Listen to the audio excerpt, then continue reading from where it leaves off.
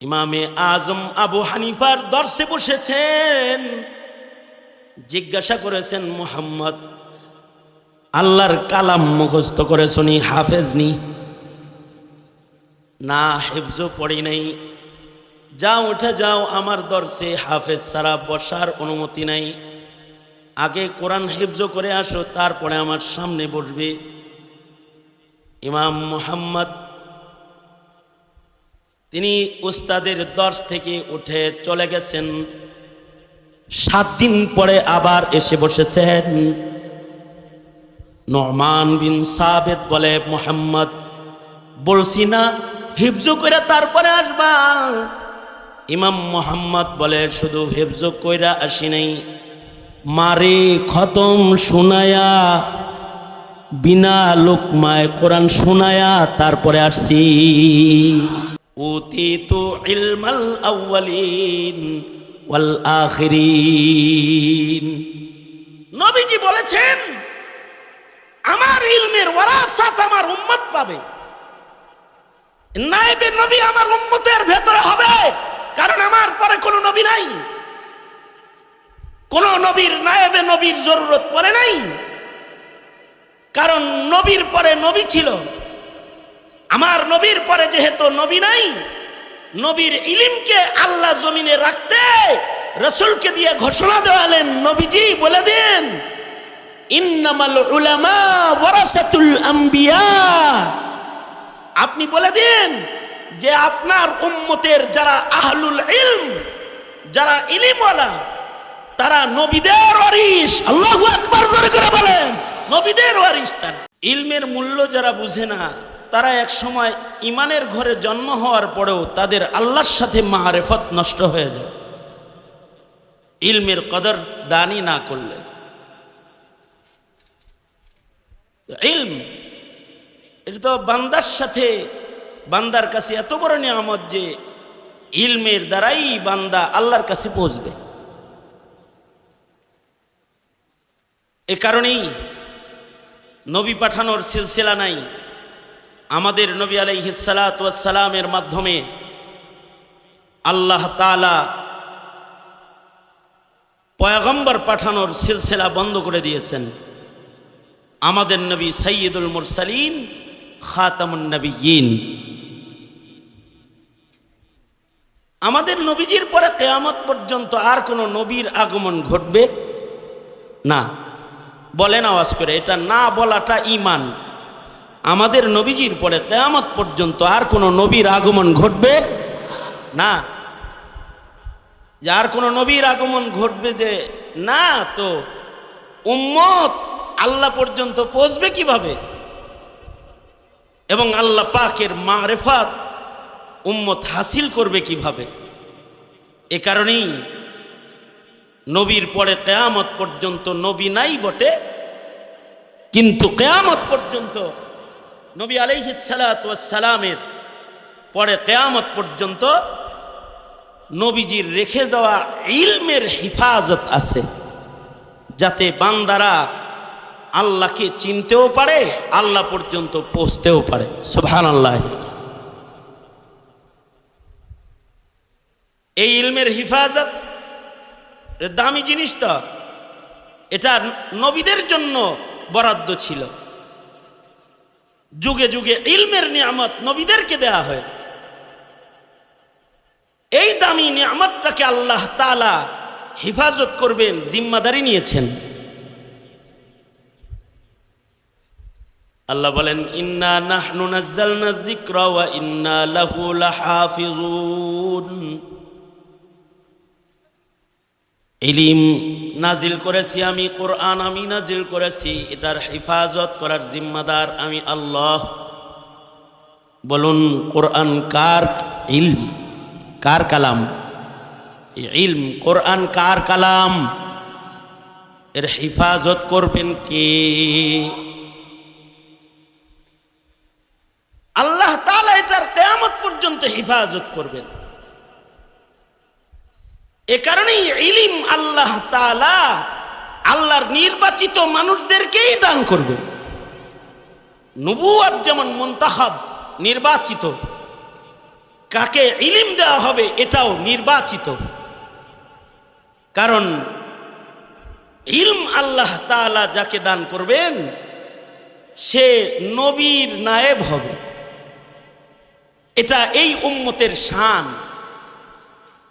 পৃথিবীর মাটিতে কোন নবীর উম্মতের ভেতরে নায়েবে নবী নাই, নায়েবে নবী নাই।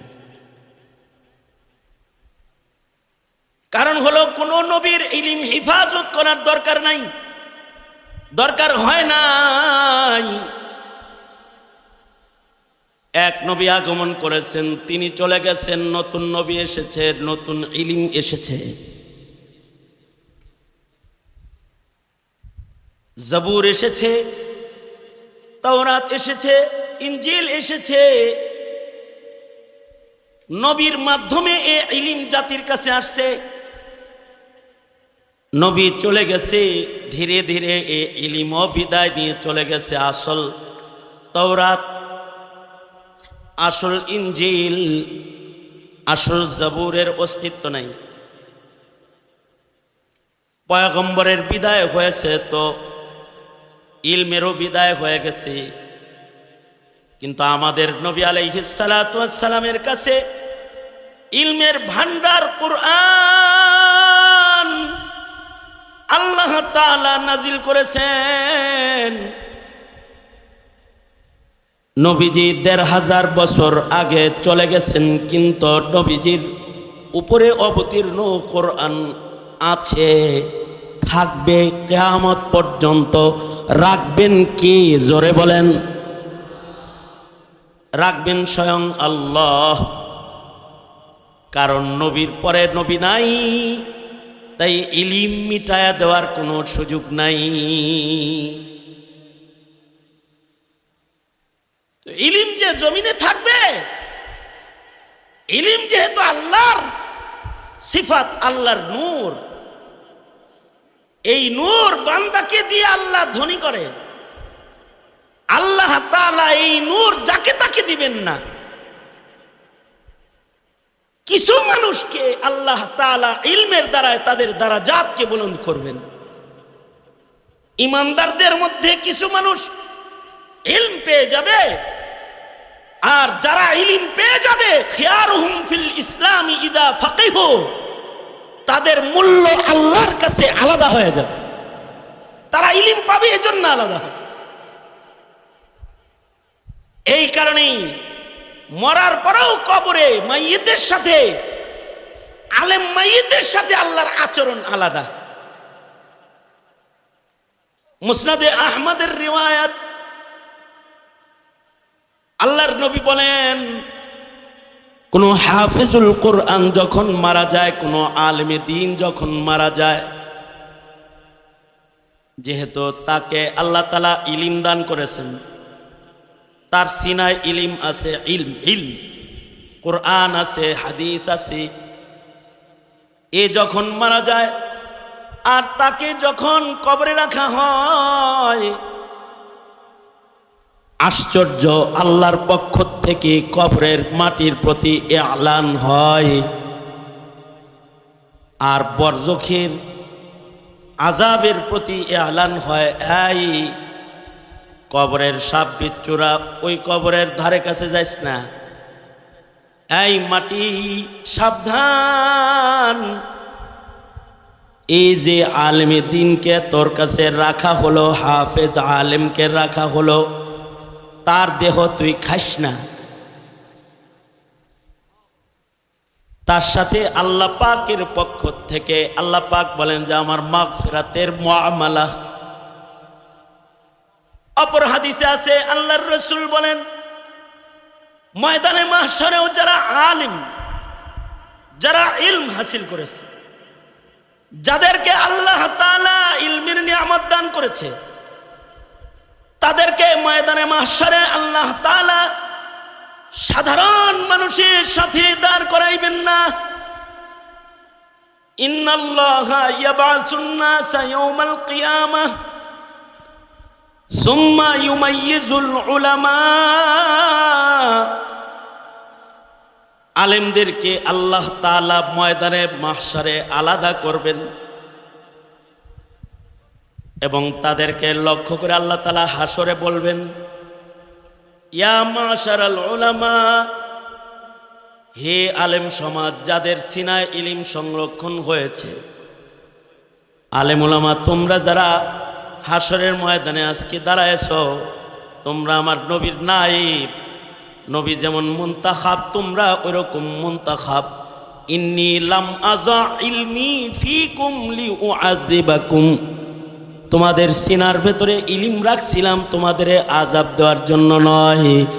তাই গফফার মালিকের আজকের ঘোষণা, ইযহাবু কাদ গফারতু লাকুম, যাও তোমাদের মাফ করে দিয়েছি, সব জান্নাতে চলে যাও। মেহেরবানি করে দুনো হাত একটু উপরে তুললে খুশি হই, উপরে তুলেন, আমার লগে থাকেন। আমি যে কথা বলতেছি আমি যেন বুঝি আপনারা আমার সাথে আছেন। দুনো হাত নাড়াচাড়া দেন, জবান খুলেন, আওয়াজ করে বলুন সুবহানাল্লাহ, আরো জোরে করে বলুন আলহামদুলিল্লাহ, লা ইলাহা ইল্লাল্লাহ। আল্লাহ পাকের শান মতো আওয়াজ দিয়ে, বড় আওয়াজে আল্লাহর বড়ত্ব বর্ণনা করার চেষ্টা করুন। বড় করে বলুন আল্লাহু আকবার, আল্লাহু আকবার। হাত নামান। এই যেমন আমার দিকে ছিলেন, জাস্ট কিছু সময় আমার দিকে একটু থাকেন। আমি গত মাহফিলে হাজিরা দিতে পারি নাই, এবছর যেহেতু আবার হাজিরা হয়ে গেছে, সুতরাং আমি দুই চারটা কথা যেটা বলি, যারা আসছেন, আমি তো আমার আকাবিরদের কথা হুবহু তাকরার করতেছি, নকল করতেছি, একটি কথাও আমার থেকে না। সঙ্গত কারণে কথাগুলো আকাবিরদের কথা হিসাবে কানে নিলে আল্লাহ তাআলা হয়তো আকাবিরদের পথে চলার শক্তি দান করবেন। আমি যেটা বলতেছিলাম, ইলম এটা তো দামি জিনিস, এটা নির্বাচিত, যাকে তাকে ইলম দেয়া হয় না, যে সে ইলমের মালিক হয় না। ইলম আল্লাহ তাআলা তাকেই দান করেন যাকে আল্লাহ তাআলা ইলমের জন্য মনোনীত করেন। এই কারণেই অনেকে 5 বছর ভরেও কোরআন মুখস্থ করতে পারে না। কিন্তু নোয়াখালী লক্ষ্মীপুরের এক ছেলে মাত্র 49 দিনে গোটা কোরআন মুখস্থ করে ফেলেছে। তার চাইতে বেশি তেজ ধার ছিল আমাদের আকাবিরদের জেহেন। হানাফি মাযহাবের ইমামে মুহাম্মদ রহমতুল্লাহ আলাইহি, ইমামে আজম আবু হানিফার দর্শে বসেছেন। জিজ্ঞাসা করেছেন, মুহাম্মদ আল্লাহর কালাম মুখস্থ করে শুনি, হাফেজ নি? না, হিফজও পড়ি নাই। যাও, উঠে যাও, আমার দর্শে হাফেজ ছাড়া বসার অনুমতি নাই। আগে কোরআন হিফজ করে আসো, তারপরে আমার সামনে বসবে। ইমাম মুহাম্মদ তিনি উস্তাদের দর্শ থেকে উঠে চলে গেছেন। 7 দিন পরে আবার এসে বসেছেন। নুমান বিন সাবিত বলে, মুহাম্মদ বলছি না হিফজ করে তারপরে আসবা? ইমাম মুহাম্মদ বলে, শুধু হিফজ কইরা আসি নাই, মারে খতম শুনায়া, বিনা লোকমায় কোরআন শুনায়া তারপরে আসছি। এই যে ইলম দান, এটা ইলম আল্লাহর পক্ষ থেকে যাকে দেয়া হয় সে পায়। এই কারণেই রাসূলকেও আল্লাহ খোদ বলতেছেন, আল্লাহ নিজে বলছেন রাসূলকে, নবী আরবিকে, আমাদের নবী আলাইহিস সালামকে, অকুর রব্বি জিদনি ইলমা, বন্ধু আপনি বলুন, হে আমার প্রতিপালক, আমার ইলমকে আপনি বৃদ্ধি করে দেন। আমার কাছে আপনি বেশি ইলম চান, ইলম বাড়াইবার দোয়া করুন। নবীজিকেও নির্দেশ করা হচ্ছে, আপনিও আমার কাছে ইলম চান। নবীজিরে দোয়া শিখায়া দিয়া দোয়া করায়া এরপরে আল্লাহ তাআলা এমন ইলম আমাদের নবীজিকে দান করেছেন। নবীজি বলেন উতিতু ইলমাল আউয়ালিন ওয়াল আখিরিন, আউয়ালিন ও আখিরিনের সব ইলম আল্লাহ আমাকে দান করেছে, নবীজিকে দান করেছে।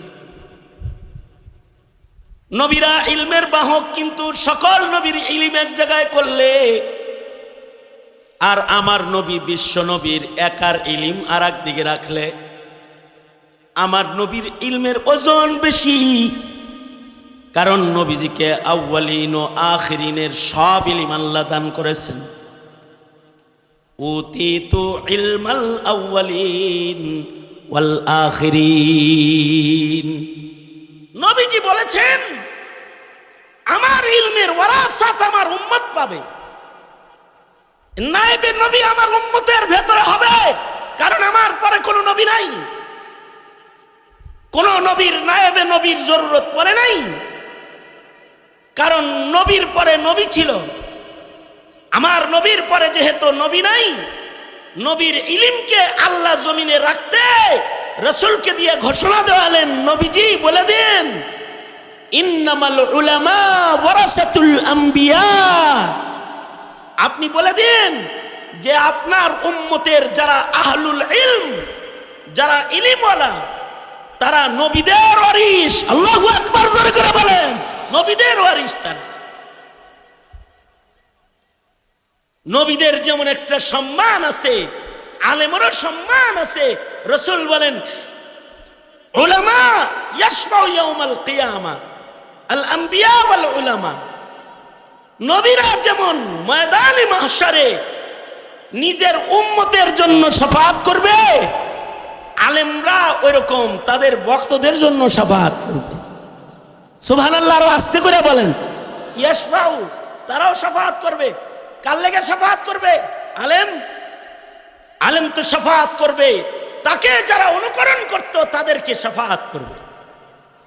তার কাছ থেকে কোরআন সুন্নাহ যারা শিখত তাদেরকে শাফাআত করবে। আল্লাহু আকবার জোরে করে বলেন। সর্বনিম্ন একজন হাফিজুল কোরআন, যে আল্লাহর কালামকে পুরাটা মুখস্থ করবে, এর উপরে আমল করবে, কোরআন ইয়াদ রাখবে, হাফিজুল কোরআনের কত সম্মান। ময়দানে মাহশারে সে 10 জন দোজখীর শাফাআত করে জান্নাত নিবে, তার পরিবারের যাদের সকলের উপরে জাহান্নাম ওয়াজিব হয়ে গিয়েছিল।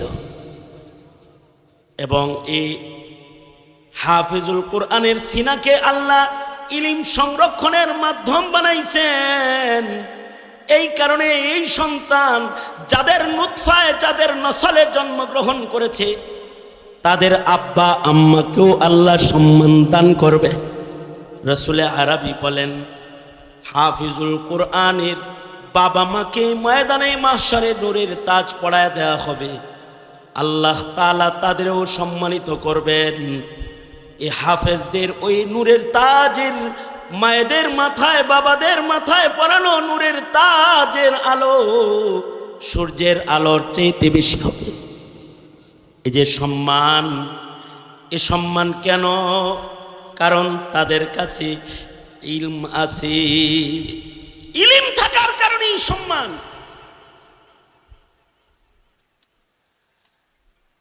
ইমামে মুহাম্মদ রাহমাতুল্লাহ আলাইহির ইন্তেকাল হয়ে গেল। ইমাম মুহাম্মদের ইলমি মাকাম কি? হানাফি মাযহাবের চার বড় ইমামের একজন ইমাম মুহাম্মদ ইবনে হাসান আশ-শাইবানী। এত বড় ইমাম যে মাযহাবের 4 জন ইমামের অন্যতম একজন ইমাম। উনার ইলমি মাকাম হলো উনার জবান, উনার কলম, উনার ফাসাহাত, উনার বালাগাত। এটার হালত হলো ইমাম মুহাম্মদের সিয়ারে সগীর, সিয়ারে কবির পড়ার পরে অনেকে বলেছেন আল্লাহ যদি কোরআনের পরে নতুন কোনো কিতাব জমিনে নাজিল করত, তাইলে ইমাম মুহাম্মদের ভাষায় নাজিল করত। আল্লাহু আকবার। পাণ্ডিত্যের এক উঁচু জায়গা আল্লাহ তাআলা ইমাম মুহাম্মদকে দান করেছিলেন। এই ইমাম মুহাম্মদের ইন্তেকালের পরে ওই জমানার বুজুর্গ স্বপ্নে দেখে যে ইমাম মুহাম্মদের সাথে স্বপ্নে জিয়ারত হয়ে গেছে। জিয়ারত হওয়ার পরে বলতেছে, ইমাম মুহাম্মদকে জিজ্ঞেস করে, ও ইমাম, আপনার তো ইন্তেকাল হয়েছে? জি, ইন্তেকাল হয়েছে। আল্লাহ আপনার সাথে কি মুআমালা করেছে? আমার সাথে তো আল্লাহ তাআলা ভালো মুআমালা করেছে। কোন আমলের কারণে? কোন আমলের কারণে? তো ইমাম মুহাম্মদ বলে, ইমামে আজম আবু হানিফা রহমতুল্লাহ আলাইহির ছাত্র হয়ে ইলম শিখার বরকত, আমি যে ইলম শিখছি, ইলমে দ্বীন শিখছি, ইলমে দ্বীন শিখার কারণে, আমার ইলমের কারণে আল্লাহর পক্ষ থেকে বলা হয়েছে, মুহাম্মদ যাও, ইলম শিখছিলা, এ কারণে তোমাকে মাফ করে দিলাম। তবে ইলম খালি শিখলেই হয় না, তার ইলম যার ইলমের উপরে আমল আছে, ওইটা হলো ইলমে দ্বীন। যার উপরে আমল হয় তার ইলম সত্যিকারের ইলম, তার মালুমাত আসল মালুমাত, যেই মালুমাত দিয়ে মামুলাত গঠন হয়। যদি আলেমের ইলমের উপরে আমল না থাকে তাহলে ওয়ালা ইলমু বিলা আমালিন ওয়াবালুন, যদি কেউ আমল না করে শুধু শিখে কয় জানি জানি আমরাও জানি, এটা ইলম না। যারা শুধু জানে কিন্তু মানে না তারা আলেম না। তারা কি না? জোরে বলেন, আওয়াজ করে বলেন, আওয়াজ করে বলেন, তারা কি না? জানে কিন্তু মানে না, তারা আলেম না। আলেম হলো তারা যারা জানে এবং মানে, এমন মানে যে তাকওয়ার সর্বোচ্চ আসন দখল করে, তারা হলো উলামা। এ কারণে আল্লাহ তাআলা বলেন, ইন্নামা ইয়াখশাল্লাহা মিন ইবাদিহিল উলামা। আল্লাহ বলেন যে আমার বান্দাদের ভিতরে আলেমরাই কেবলমাত্র সবচেয়ে বেশি আমারে ভয় করে। আল্লাহকে সবচেয়ে বেশি ভয় করে আলেমরা। কেন? কারণ হলো আলেমরা আল্লাহকে চিনে। আকুলির রহমান ফাসআল বিহি খাবীরা, যে খবর জানে না তাকে জিজ্ঞাসা করা হয়েছে। যার কাছে আল্লাহর খবর আছে, আল্লাহ পর্যন্ত পৌঁছার ইলম যার কাছে আছে, তার কাছে জিগায় জিগায় রাস্তা চলো। আর তাকে জিজ্ঞাসা করো, ফাসআলু আহলা যিকরি ইন কুনতুম লা তা'লামুনা বিল বাইয়িনাতি ওয়াজ জুবুর। তুমি দলিল আদিল্লা সহ তুমি জানো না, তাহলে আল্লাহ সম্পর্কে, আল্লাহ পর্যন্ত পৌঁছার পথ কি সম্পর্কে যে দলিল আদিল্লা সহ জানে, যাকে আল্লাহ ইলম দান করেছে, তাকে জিজ্ঞাসা করো। এ কারণে শরীয়তে ইসলামে বড় আলেম যে হয় তার দাম ইলমের কারণে বড় হয়ে যায়। মুফতি আব্দুল মালিক দামাত বারকাতুহুম কুমিল্লার সন্তান, লাকসামের সন্তান, জাতীয় মসজিদের খতিবের মিম্বর পেয়েছেন। বাংলাদেশের হায়াতুল উলিয়ার ওই আওয়ামী লীগের দেওয়া স্বীকৃত সনদও নাই। যেই কওমি সনদের স্বীকৃতি আছে এটা ওনার নাই। বাংলাদেশের কোন সনদ ওনার নাই। ওনাকে তো আমি ছোটবেলায় নিজে দেখেছি, এবিসিডি, তারপরে সরাসরি লেখা, বাংলা লেখা শিখতে। কখন দেখেছি? যখন উনি শেখ আব্দুল ফাত্তাহ আবু গুদ্দা রহমতুল্লাহ আলাইহির সোহবত সেরে বাংলাদেশে এসেছেন, তখন উনি চিঠি লিখতে পারতেন না, পত্র বাংলায় লিখতে পারতেন না। উনি কিছু লিখতে হলে আরবিতে লিখতেন, ওনার ছাত্ররা এটাকে ট্রান্সলেট করতো বাংলায়। সেই আব্দুল মালিক জাতীয় মসজিদের মিম্বর পেয়েছে, এটা ইলমের সম্মান। কারণ লোকটা যা দেখা যাইতেছে মাথার তালু থেকে পায়ের তালু পর্যন্ত, মাথার চাঁদি থেকে পায়ের তালু পর্যন্ত পুরোটা ইলম দিয়ে ভরা। ইলমের সম্মান, কারণ যার ভিতরে ইলম আসে তার সম্মান আল্লাহ বাড়িয়ে দেয়। কারণ ইলম বড় কিমতি জিনিস, এটা সবাইকে দেয়া হয় না।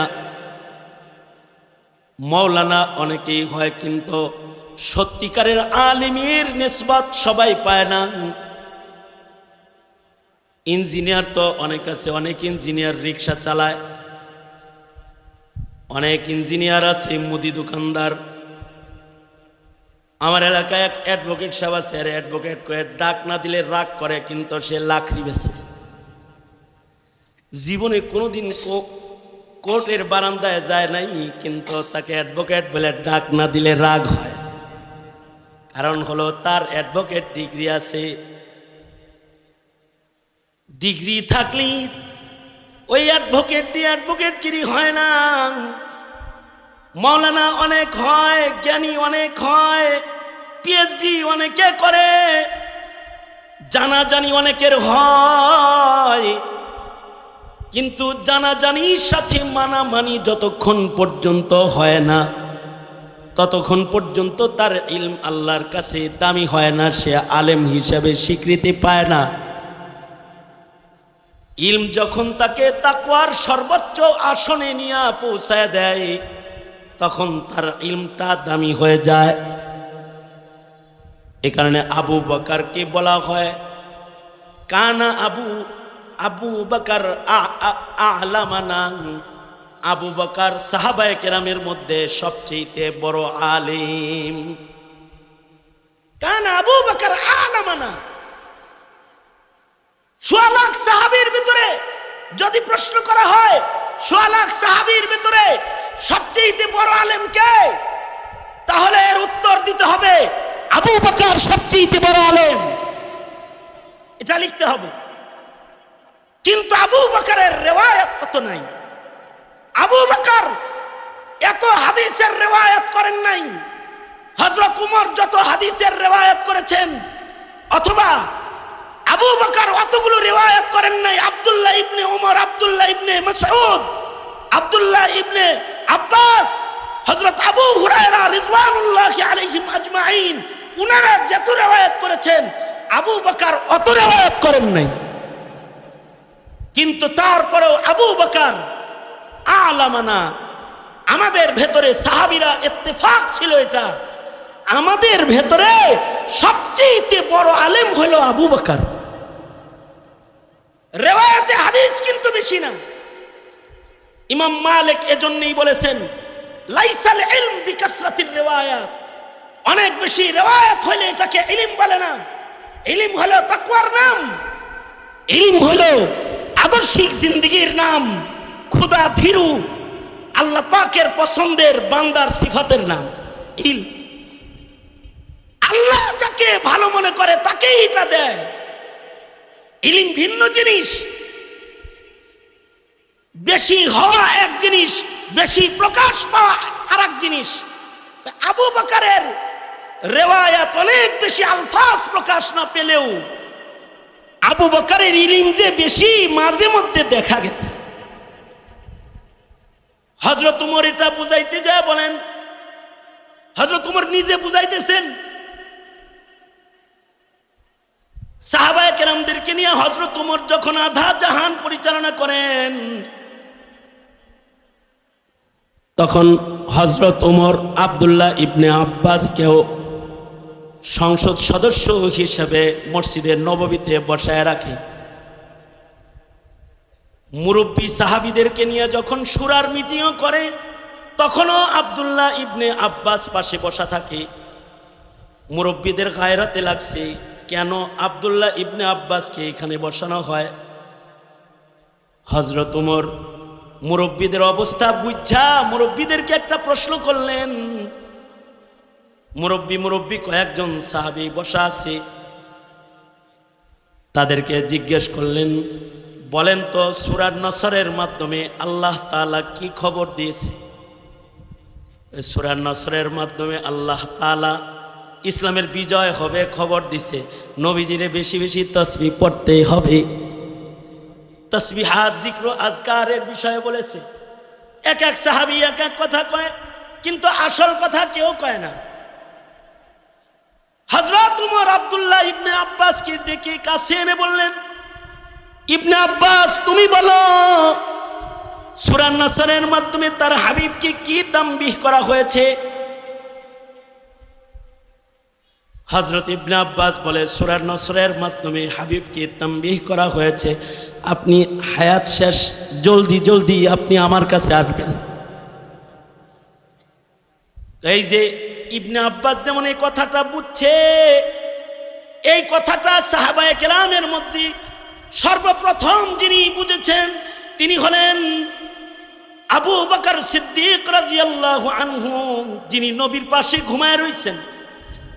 সূরা নসর নাজিল হওয়ার পরে আমাদের মধ্যে আনন্দের ঢল নেমেছে যে আল্লাহ আমাদের বিজয় দিচ্ছে, আল্লাহ আমাদের উপরে রাজি হয়ে গেছে, ইসলাম প্রতিষ্ঠা হয়ে গেছে, সবাই আনন্দিত হয়েছে। কিন্তু ওই সময় একজন কানা আবু বকর আ'লামানা,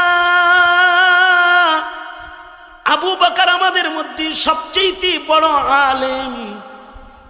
আবু বকর তখন হাসেন নাই, আবু বকর তখন কেঁদেছেন। জিজ্ঞাসা করা হয়েছে, আবু বকর সবাই আনন্দিত, আপনি কাঁদেন কেন? আবু বকর বলে, আমি কান্দি, আল্লাহর হাবিব আমার সরকার, আমার সরদারের বিদায়ের সময় কাছে এসেছে। ঈমান কোন জায়গায়?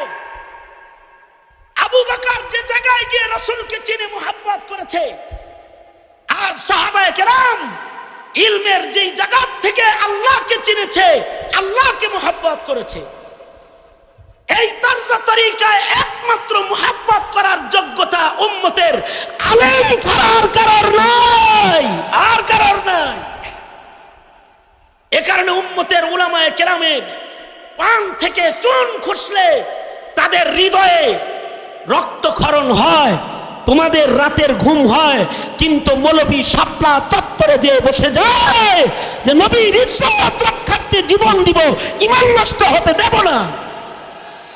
কারণ তার এই ইলম আছে যে এমন দুর্বল ঈমানের হাজার বছরের হায়াতের চাইতে সবল ঈমানের এক রাতের হায়াতের মূল্যও অনেক বেশি।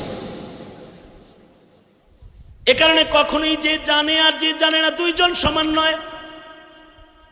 কুল হাল ইয়াস্তাবিল্লাযীনা ইয়া'লামুনা ওয়াল্লাযীনা লা ইয়া'লামুন, বন্ধু আপনি বলে দেন যারা জানে আর যারা জানে না তারা দুইজন কি সমান? না না, আলেম আর জাহেল কখনো সমান হইতে পারে না। আলেমের কাছে আল্লাহর মারিফত আছে, আলেমের কাছে নবীর মারিফত আছে, আলেমের কাছে জায়েজ না জায়েজের খবর আছে। এদেশের মৌলবী যদি না থাকে আর মাদ্রাসার কওমি সংগঠন যদি বিদায় হয়ে যায়, তাহলে জাতি কপালে দুর্ভোগ আছে, শাহজালালের জমিনে ইমানদার তালাশ করে পাবা না।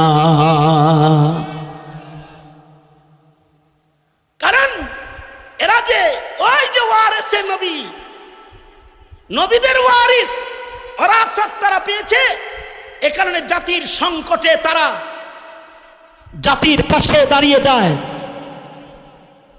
এই আলেম যারা, তারা অশ্রদ্ধার পাত্র নয়। আল্লাহর রাসূল শেষ সীমানা বলেছেন আও মুহিব্বান, আলেমকে সর্বশেষ সীমানা হলো ভালোবাসবা। পারলে আলেমের ছাত্র হবা, পারলে আলেম হবা, না পারলে ছাত্র হবা, না পারলে সাহায্য করবা। তা যদি নাই পারো আলেমকে ভালোবাসতে থাকবা, সাবধান দুশ্মন হবে না। দুশ্মন হইলে কি হবে? হালাক হবে। হ্যাঁ, হালাকের দৃষ্টান্ত কি তোমরা দেখো না? এই তো 3 মাস আগে আওয়ামী লীগ হালাক হয়ে গেল, আওয়ামী লীগের পতন হয়ে গেল।